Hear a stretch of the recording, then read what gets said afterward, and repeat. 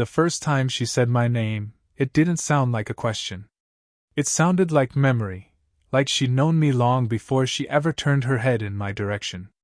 Her voice came low, unhurried. Eli. Just that.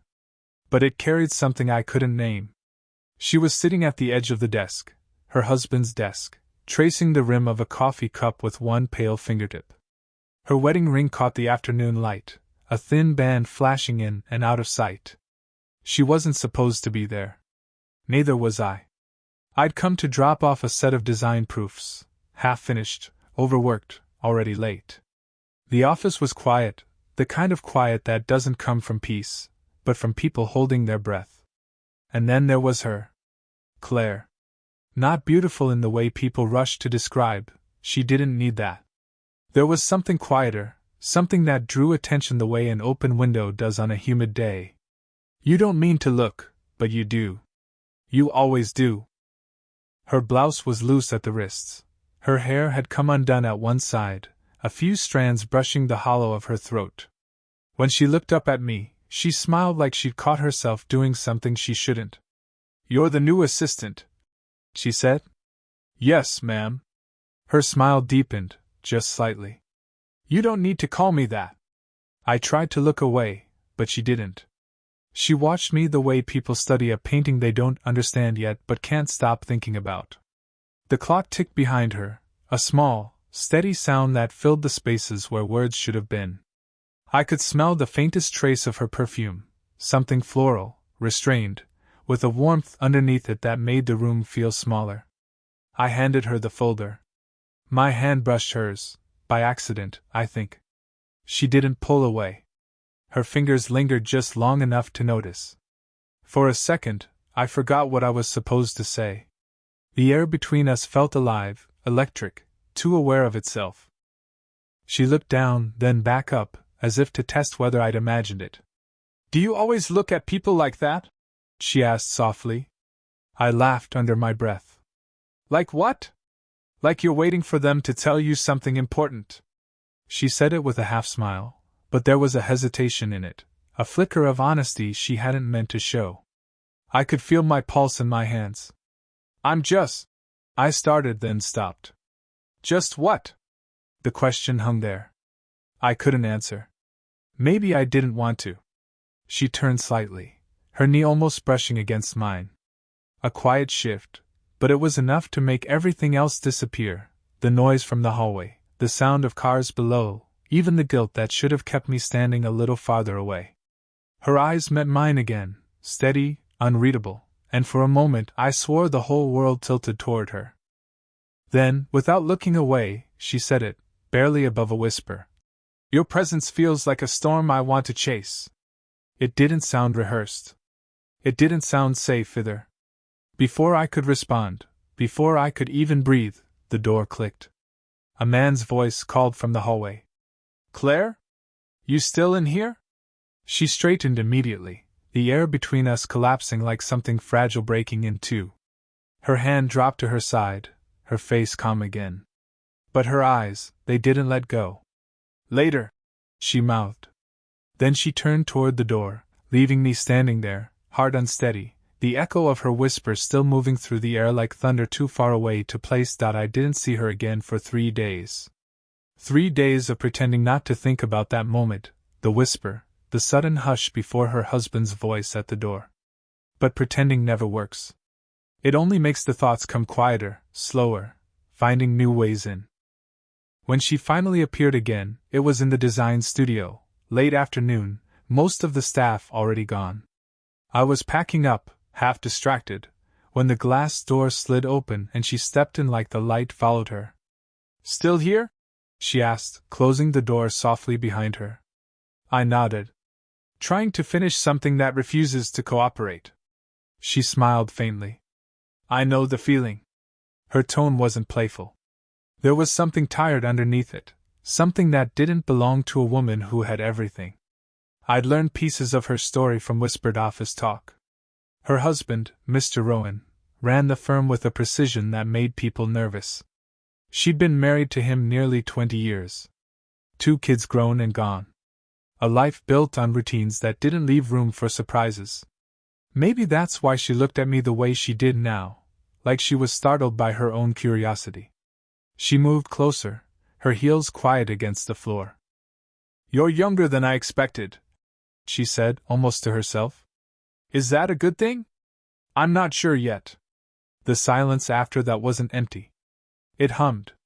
I tried to focus on the sketches in front of me, but she leaned in, close enough that I could feel her breath on my temple, warm and careful. She pointed at a line on the paper. "That curve, it feels rushed." Her hand brushed mine again. Not by accident this time. I felt it travel straight through me, the warmth, the impossibility of it, and then she pulled back a little, her breath catching in the space between us. "Sorry," she said quickly, though her eyes said otherwise. I shook my head. "Don't be." She looked down, the corner of her mouth twitching, almost a smile, almost regret. "You shouldn't encourage me, Eli. Then don't stand that close." Her gaze lifted, slow and deliberate. "You could move." I could. Neither of us did. The clock ticked again, the same one from her husband's office. The sound was louder now, like it knew we were crossing something we couldn't uncross. "I used to paint," she said suddenly. "Before all this. Before him.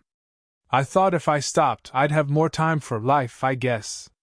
"Did you?" Her laugh was quiet, brittle. "No. I just forgot how to feel things I couldn't explain." Her hand rested on the table between us, fingers close enough that I could see a faint tremor. I covered them with mine, barely, the way you touch something fragile, testing if it's real. She didn't move. Didn't look away. And for a moment, the world outside that glass door didn't exist, not the husband, not the rules, not the difference in years. Just the quiet electricity of two people who should have walked away but didn't. Then, as if the air itself exhaled, she whispered, "This is dangerous." I nodded. "I know." The next time it happened, we didn't plan it. It was raining, the kind of rain that blurred everything outside into soft gray shapes. Most people had left early, but I stayed behind, working half-heartedly, waiting for something I couldn't admit. She arrived without sound. Just the soft click of her heels, then her reflection in the window beside mine.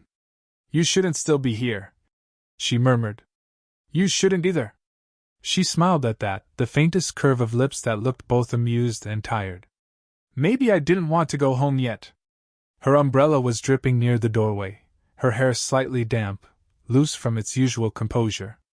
There was something unguarded about her, the kind of softness people only show when they forget to be seen.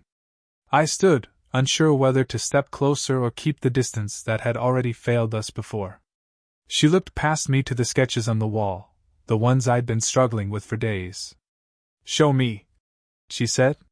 When I reached for the paper, she moved beside me, shoulder brushing against mine. The contact was brief, but enough. The warmth of her skin through her blouse. The faint scent of rain, and something faintly floral clinging to her. "This one," she said, tracing a fingertip over the corner of the design. "You didn't finish shading. I didn't want to ruin it." She turned her head toward me, close enough that her breath grazed my jaw. "You can't be afraid of ruining something that isn't done yet." Her words hung there. Too heavy. Too close to the truth of what we were doing. I could feel her eyes on me, studying the hesitation that was already breaking apart. My hand moved, almost on its own, brushing a damp strand of hair from her face. She didn't flinch. For a heartbeat, we were suspended in the same impossible thought. Her eyes flicked to my mouth, then back up. The room felt smaller, air thicker, as though the walls were holding their breath too. Then a buzz. Her phone. The screen lit up on the table behind her. "Mark calling." Her husband. She turned quickly, her expression tightening, not with fear exactly, but the kind of practiced composure that comes from years of hiding softer things. She didn't answer. Just watched it ring until the sound died. When she looked back at me, something had changed, not gone, but sharpened. "This can't happen," she said quietly. "I know. But it already is." The silence after that felt dangerous, as if one word could undo everything we were pretending not to want. The rain outside thickened, sliding down the glass like it was trying to erase us. She stepped back, only half a step, and I thought she'd leave. Instead, she reached for my hand, fingers trembling, and pressed it briefly against her wrist. Her pulse was racing. "Do you feel that?" she whispered. I nodded, unable to speak. For a moment, the distance between us vanished, almost a kiss, almost forgiveness, almost surrender. Then she let go. "We have to stop," she said, though her voice was barely there. But her eyes said she didn't believe it. And neither did I. By the time it happened, either of us could pretend anymore. The air between us had changed, heavier, charged, the way it feels right before lightning splits the sky. Every look lasted too long, every silence dragged like it knew something neither of us could say out loud. It was late again, the office mostly dark except for the glow from a single desk lamp. She stood by the window, arms crossed, watching the city lights blink through the rain. "I saw you today," she said, her voice quieter than the rain. I looked up from my work. "Where?" "Out front. Talking to the intern, the blonde girl." There was no accusation in her tone, just something small and sharp, something she didn't mean to let slip. "She asked for help with a file," I said. "That's all." Claire gave a small nod, still facing the glass. "I know." But her shoulders stayed tense. Her reflection in the window looked younger than her years, vulnerable, almost frightened. I crossed the room before I could stop myself. "You don't need to." She turned suddenly, cutting me off. "Don't tell me what I need, Eli." Her voice broke halfway through my name. It was the first time she'd said it like that, soft, pleading, angry, all at once. The room fell silent again. I could hear the hum of the building's old radiator, the faint tick of her bracelet when she moved. Then she stepped closer. "Do you ever think about what we're doing?" she asked. "All the time." "And you still come back?" "Every time." Her breath caught. "You shouldn't." "I know." The words were barely out before she was right in front of me. I could feel the warmth of her body through the thin space between us, her perfume faint but impossible to ignore, her hand clutching the edge of the desk as though she needed it to stay upright. She looked up at me, eyes bright, almost wild. "You're making this hard." "I think you were already there," I said softly. Her laugh came out unsteady. "You shouldn't say things like that." "Why not?" "Because I'll believe you." Her hand reached up before she seemed to realize it, fingertips brushing my jaw, tracing the edge of my face as if memorizing it. My pulse was in my throat now, loud, insistent. "Claire, don't," she whispered, shaking her head, but she didn't move away. "If you say my name like that again, I'll..." She stopped. The unfinished sentence trembled between us. Her hand slid to the back of my neck, pulling me closer until her lips were a breath away from mine. The smell of rain, the warmth of her skin, the quiet tremor in her voice, everything pressed together into one unbearable pause. Then, a voice echoed down the hallway. "Footsteps." She froze. "Someone's coming," I murmured. Her eyes locked on mine, wide, panicked, wanting. "Don't move," she whispered. "Please." And then, as the footsteps drew nearer, she leaned forward, so close her lips grazed the edge of my mouth without touching. A half-second of contact that felt like confession, promise, and goodbye all at once. The door never opened all the way. Whoever it was, an intern maybe, hesitated, mumbled something about leaving files on the desk, and disappeared again. But the damage was done. The moment fractured. Claire pulled back first. Her hand lingered at her throat, fingertips pressing against her pulse as if she could hide how fast it was racing. I stepped away, the air between us feeling colder now, like the room had remembered its rules. For a long time, neither of us spoke. Only the rain, steady against the glass. Then she whispered, "He knows." The words barely formed, but they hit harder than any sound should. I stared at her. "What do you mean?" "Mark," she said, voice breaking on the name. "He asked about you. About us." He said he noticed the way I talked to you. Her hands trembled as she ran them through her hair. He never asks about anything, Eli. Not in years. But this, he saw something. I tried to read her face, but she wouldn't meet my eyes. Did you tell him? Her silence was answer enough. You didn't. No. A pause. Then softer. But I didn't lie either. The admission twisted between us like static.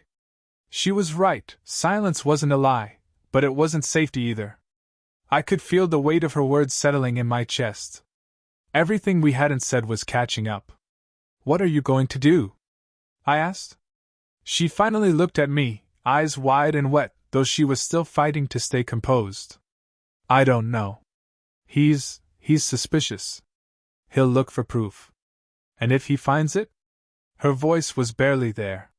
Then it won't just be my life that falls apart. For a second, everything in me wanted to reach for her, to pull her in, to make her forget, but I didn't. I couldn't. Still, she stepped closer anyway, like she was drawn by something she didn't trust but couldn't resist. Tell me you'll stop coming here, she said, her tone sharp now, almost desperate. I shook my head slowly. You don't mean that. Her breath caught. I have to mean it. Then why are you shaking? She froze, realizing her hands were trembling again. When I reached for her, she didn't move away. Eli, she breathed, eyes closing for a moment as if she could will herself to disappear. You don't understand what he's capable of. Then tell me. She opened her eyes, meeting mine finally. He's already had someone follow me. The air left the room. I took a step back, pulse hammering. When? 2 days ago, she said. A car outside the house. Same one twice. He didn't say it outright, but I know him. Her voice cracked on the next word. He's watching. We stood there, too close, too exposed, every heartbeat louder than the rain. I can't lose this, I said quietly. Whatever this is, whatever we are. You already have, she whispered. You just don't know it yet. But even as she said it, she reached out, fingers brushing mine, a fragile, reckless connection that felt like both defiance and surrender. And then she said it, barely above a breath, but certain this time. Meet me tomorrow. Somewhere he can't find us.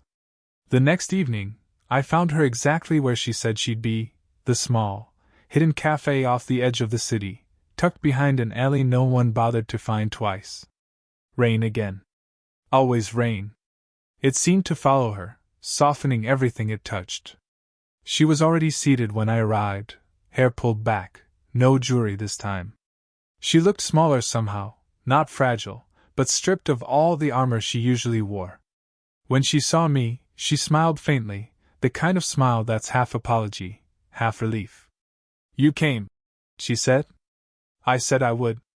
The words hung there, either of us sure what to do with them. The clatter of dishes, the faint jazz from a corner speaker, all of it felt too loud. I slid into the seat across from her. Our knees brushed under the table. Neither of us moved. For a while, we said nothing. Just the sound of rain against glass and the quiet rhythm of two people pretending not to be afraid. Finally, she spoke. He confronted me last night. My breath caught. What did you tell him? The truth, she said softly. That I'd been lonely for a long time. That I met someone who reminded me what it felt like to be seen. She looked up then, eyes meeting mine, unflinching. He asked if it was you? I couldn't speak. My pulse was in my throat again, every muscle tense. I didn't answer. She went on. But silence says enough, doesn't it?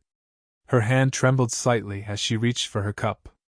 I reached out before I could think, fingers closing over hers. Warm. Real. Claire! She inhaled sharply, her eyes fluttering closed. Don't say it like that. Like what? Like you mean it. I leaned in, voice low. I do. That broke her. The faintest sound escaped her, not quite a sob, not quite laughter. She stood suddenly, and I followed, both of us half out of breath without knowing why. We found ourselves by the window, rain blurring the street outside. She turned to face me, closer than she'd ever been. Her hand rose to my chest, palm flat, feeling the thud of my heartbeat beneath it. "This is wrong," she whispered. "I know. But it feels like breathing again." I nodded, unable to look away. Her other hand came up, resting lightly at my jaw. Her eyes searched mine, not for permission but for truth. "I don't know how to stop," she said. "Maybe we don't." The space between us vanished. Our foreheads touched, breaths mingling, the world narrowing to that fragile, trembling closeness. A heartbeat, a whisper, a choice. Then she stepped back. Just an inch. Enough to leave air between us again. Her voice was steady now. "If we cross this line, there's no going back." "I'm already past it," I said. She smiled, a sad, knowing smile, and let her fingers fall away from my face. "I wanted to hear you say that," she murmured, "so I could remember it." The words landed heavy. Not goodbye, not quite love, something in between, more human than either. For a moment, she just looked at me, memorizing something I couldn't see. Then she whispered, "Now you understand." And I did. Every storm ends, even the ones you wish would never stop. It had been weeks. The city had shifted seasons in the quiet between us, leaves beginning to turn, mornings colder, the air carrying that faint metallic scent of change. I hadn't seen her since the cafe. I told myself it was over, that what we had lived in that rainlit space had been enough, a pause in the middle of two separate lives. But some storms don't pass, they circle back. I was walking out of the office one evening when I saw her waiting by the elevator. No warning, no message, just her. She wasn't dressed like before. No pearls, no sharp heels.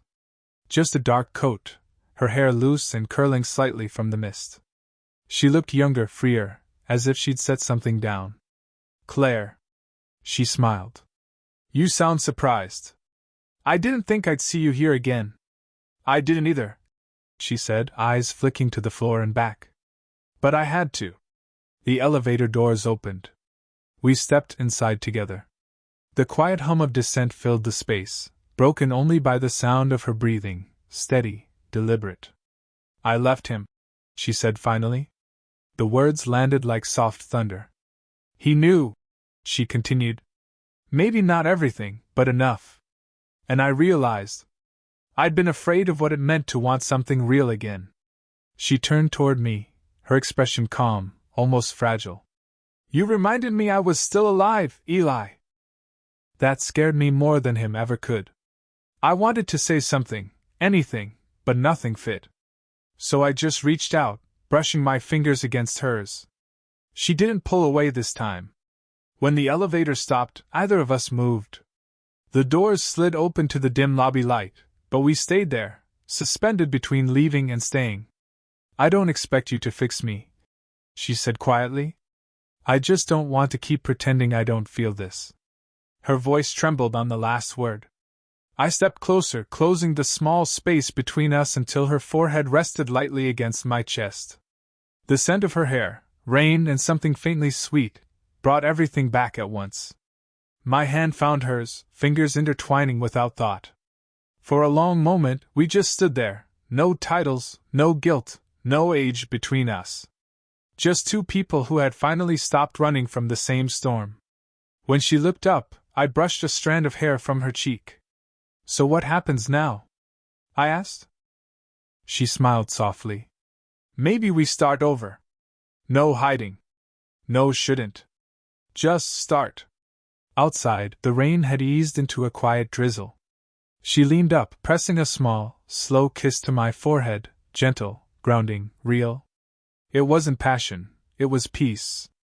The kind that comes after the chaos, when you finally understand why it had to happen. We walked out together, her hand still in mine, the city lights glinting through the mist. And for the first time, either of us looked back. The door handle turned,